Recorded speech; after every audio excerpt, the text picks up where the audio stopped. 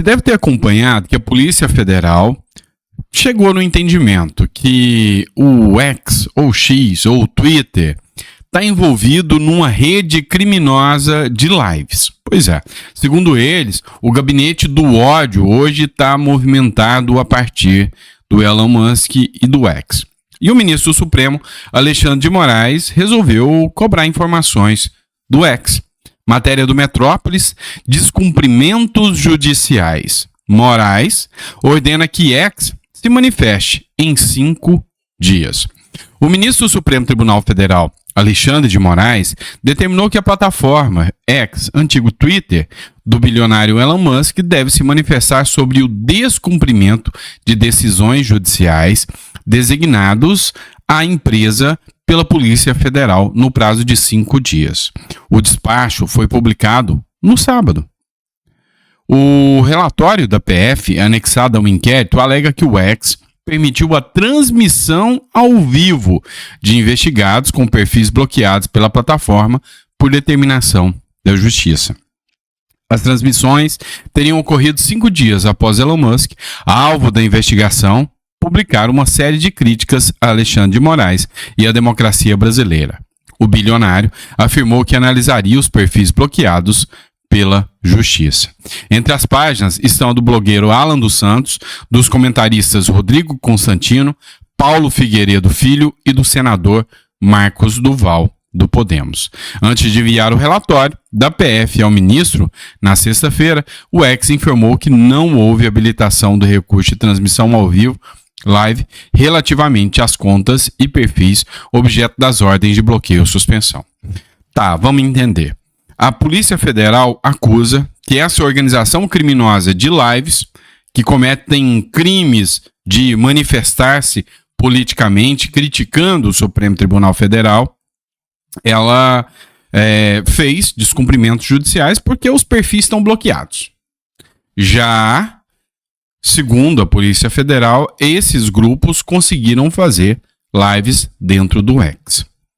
O que não ficou claro aqui é se essas lives aconteceram dentro do X Brasil ou do X norte-americano, uma vez que as decisões judiciais do governo brasileiro não alcançam a plataforma em solo americano.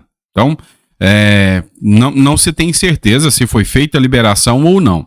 E nota, o próprio Elon Musk falou que não foi liberado, mas ele tem 5 dias para se manifestar.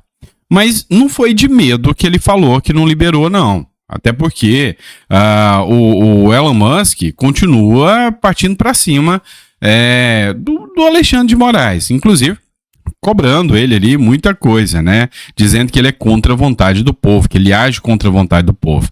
Matéria da revista Oeste: Moraes age contra a vontade do povo, afirma o Elon Musk. O empresário Elon Musk voltou a criticar o ministro Alexandre de Moraes do Supremo Tribunal Federal em uma postagem no Twitter, né, antigo X, ou sei lá, já estou até confundindo isso. O dono da plataforma digital respondeu à publicação do deputado federal Nicolas Ferreira na tarde de domingo, dia 21, dia das manifestações, que exibiu uma foto do sul-americano com a seguinte frase: "O povo brasileiro agradece". Em resposta ao parlamentar, um usuário norte-americano da plataforma escreveu: "Onde estão as multidões torcendo pelo pequeno tirano Alexandre de Voldemort e pela censura no Brasil? Não há ninguém". Pois é. E, enfim, o que a gente vai ver ainda é uma escalada dessa novela aqui, Elon Musk e Alexandre de Moraes. A gente vai ver que isso aqui ainda vai dar muito pano para manga, porque o Elon Musk foi convocado a depor lá na Câmara dos Estados Unidos, na Câmara dos Deputados dos Estados Unidos. E espera, vai ter muita coisa, vai ter muita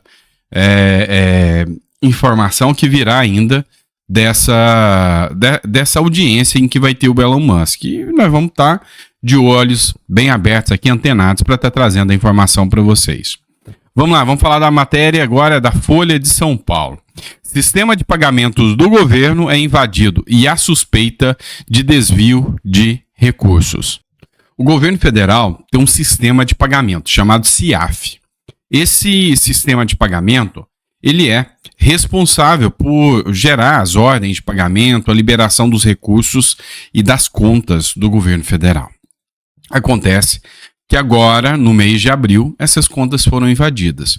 E a dúvida aqui, a suspeita aqui, é que dinheiro foi investigado, foi desviado desse sistema, do CIAF, ou seja, notas de pagamento, ordens de pagamento foram destinadas para contas que são contas laranjas, contas secretas aí, isso porque o sistema foi fraudado. Primeiro ponto, chama a atenção de como que o sistema de segurança durante o governo Lula perde a segurança, como foi o caso da prisão de segurança máxima de Mossoró. Nunca na história tinha havido fugas do sistema de segurança de Mossoró. Mas, no governo Lula, a segurança máxima foi quebrada. Agora, contas do governo invadidas e dinheiro furtado. É lógico que a oposição está levantando aqui a hipótese de abrir até uma CPI, de investigar como que essas contas foram invadidas, como que isso aconteceu. Afinal, o governo tem uma fragilidade no seu sistema eletrônico ou não?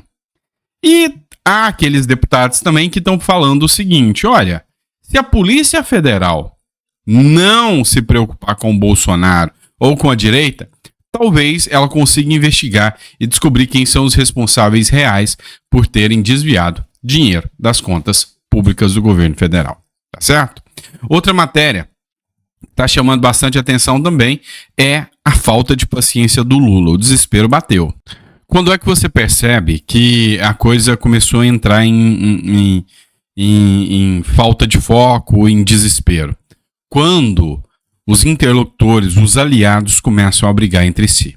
E não existe uma coisa mais feia, uma coisa mais complicada para um gestor do que chamar a atenção aos seus subalternos, ou seja, aqueles que estão abaixo da escala dele, na frente dos outros, em público.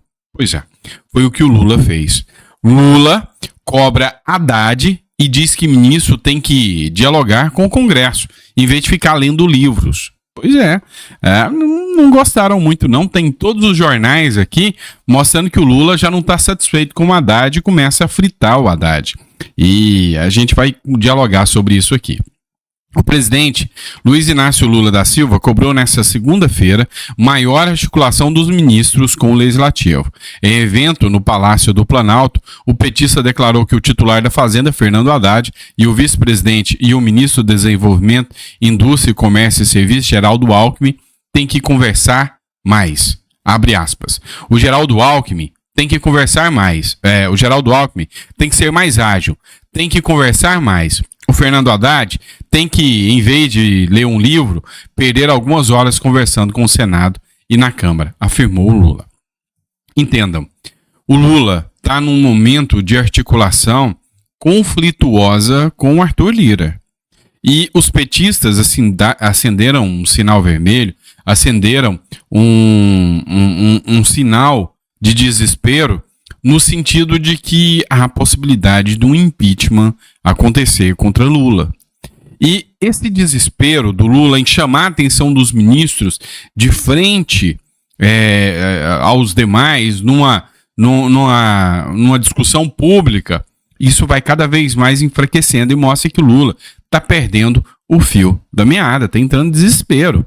E o desespero, assim, fica ainda mais evidente quando o José Dirceu, aquele que já foi condenado, do mensalão, que está se reabilitando para a política e está tendo muita voz agora, como se fosse uma sumidade da política, uma flor de retidão na vida pública, né? Pois é, ele percebeu o quanto a esquerda do Brasil já era, não tem discurso, ninguém mais dá atenção para a esquerda, acabou. Ninguém mais quer saber de MST invadindo, ninguém mais aguenta esse discurso de todes, ninguém mais está suportando o bom e velho discurso da esquerda sem ação.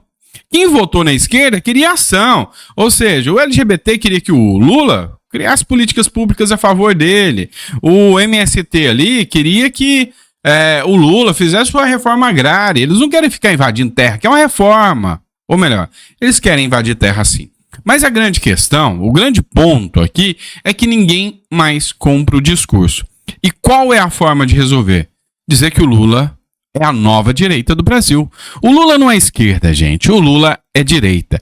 Acredite se quiser, foi essa narrativa que o Zé Dirceu tentou empurrar goela abaixo para um grupo de empresários que estava numa palestra ouvindo o Zé Dirceu. Aí eu fico me perguntando, são empresários. O que os empresários estão fazendo numa palestra do Zé Dirceu? Mas escuta só.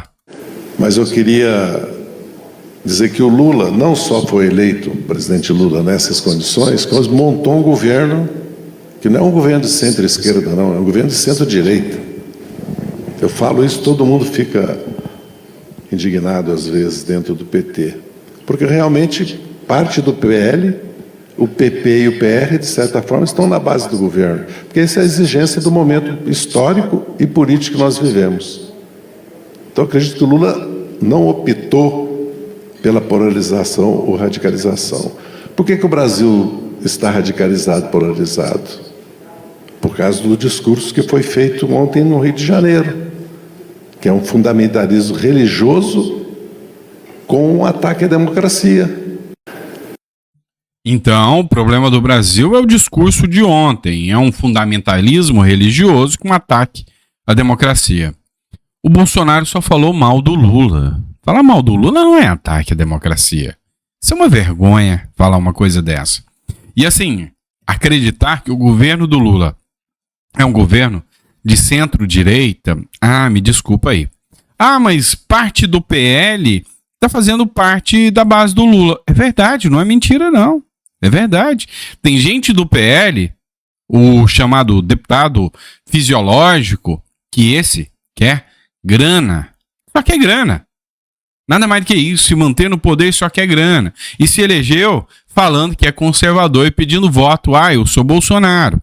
Então, isso existe? Muito. Isso acontece? Muito. Mas daí dizer que o governo Lula é um governo de centro-direita, meu amigo, eu não sei se esse discurso chega na sociedade não, porque não dá para aguentar. E se chegar, você vai ver os militantes mais arraigados correndo do Lula, né? O militante de esquerda mesmo, né? E torço para que essa matéria aqui do Zé Dirceu circule muito os jornais, circule muito as redes, para o militante radical de esquerda entender, olha, o Lula trai todo mundo. O Lula prometeu entrar para fazer um governo de esquerda e nem esquerda pode contar com ele. Essa é a verdade. Vamos lá. Outra matéria, vamos falar de decisões da Suprema Corte. O Supremo já prendeu 1.645 pessoas acusadas de envolvimento com o 8 de janeiro.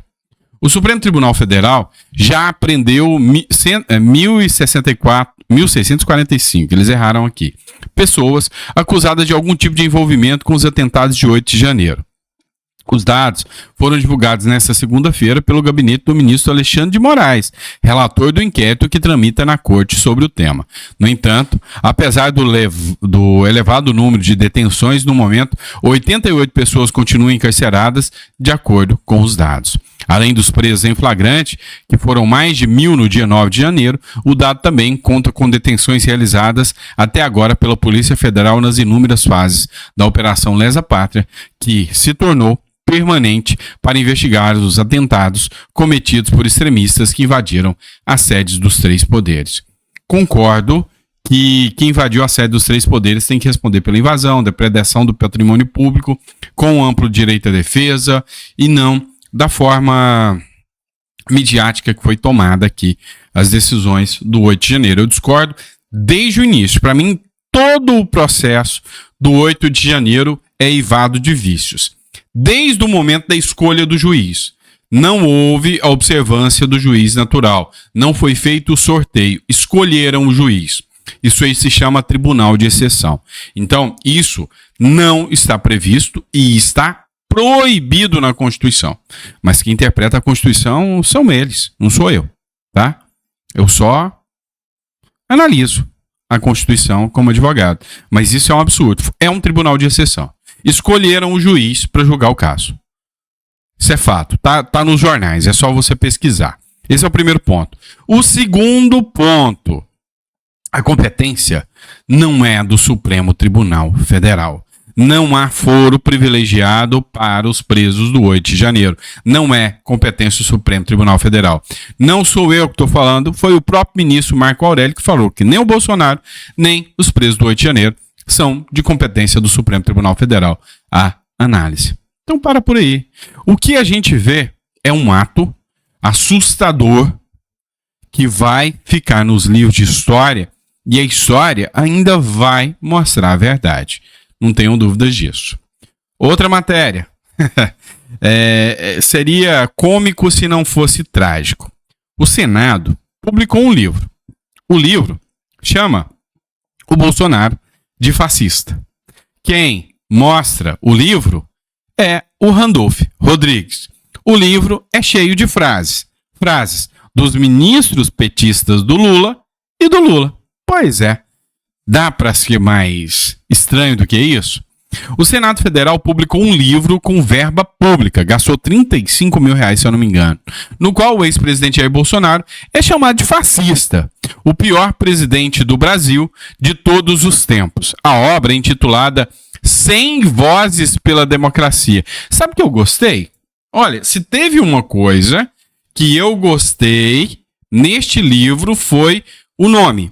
100 Vozes pela Democracia. Só que eu trocaria o numeral aqui, tá? E colocaria o 100 não como numeral. 100 voz, literalmente. Democracia sem voz. 100 voz pela democracia. Aí sim eu acharia que estava tudo certo. O custo, só para confirmar, para os cofres públicos foi de R$39,5 mil em 1.000 exemplares. 3 exemplares físicos estão disponíveis na biblioteca pública, sendo possível também acessar a obra online pelo site da Biblioteca do Senado. Quem quiser aí uma leitura para si, tá aí uma recomendação de leitura para ver tudo que o Lula falou e a turma do PT falou. Quem sabe você consiga rir um pouco, talvez seja um livro de comédia aí, né? Infelizmente, tá? Olha, fato é o seguinte: utilizar dinheiro público para atacar candidato A ou B é insano, tá? Eleição se faz com... nem deveria ter verba pública, vamos falar, né? Agora, fazer através de livros divulgados no Senado, aí já é demais, né? É isso, pessoal. Ó, não vou estender demais o vídeo, não. Já deu 17 minutos aqui. Obrigado por estar aqui com a gente. Tá? Grande abraço. A gente volta daqui a pouquinho. Tem mais conteúdo para vocês. A gente tá de volta. Fechado? Abraço, fica com Deus e até o próximo editorial. Abraço.